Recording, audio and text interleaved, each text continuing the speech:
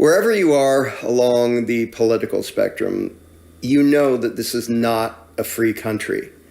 You might not like hearing that, you might not like admitting it, but you know it's true.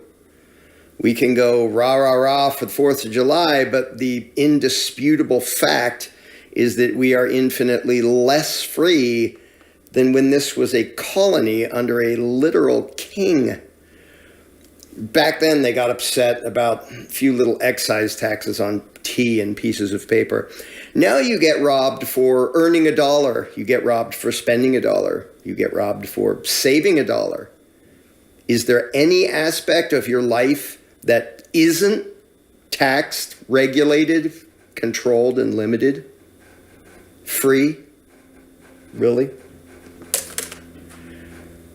Now, if you're like most people, you might be too busy being focused on how much you fear or dislike that other political party to notice that your party also views you and treats you like livestock. They don't care about you. They don't care what you want. And I might be saying stuff you don't like hearing, but I'm not telling you anything you don't already know.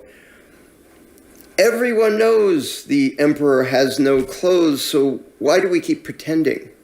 Why do we pretend that we have a representative government that serves us? You know that's not true. We're allowed to vote, and that means we're in charge. That is a ridiculous lie, and you know it. They are a ruling class, and we are their subjects. They despise you. Left and right, they couldn't care less what you want or what's good for you and your family. Why would you even pretend otherwise? Well, I'll tell you why. Because you don't like feeling powerless. You don't like admitting, maybe even to yourself, that this whole system is a giant, corrupt, heinous mess, and you know damn well that's not about to change. Well, we just need to make sure that other party doesn't win this time. Have you noticed that the people who vote for that other party say the exact same thing?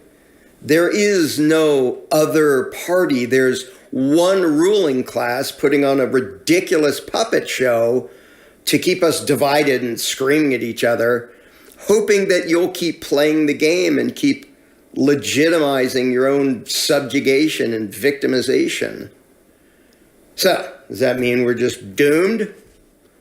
Well, that depends. Are you willing and able to drag your mind out of the comfortable and familiar but completely bogus premise that this whole mess is based upon? Everyone wants a better outcome than this, but most people don't want to consider the possibility that some of their own assumptions and beliefs may be part of the problem. But they are.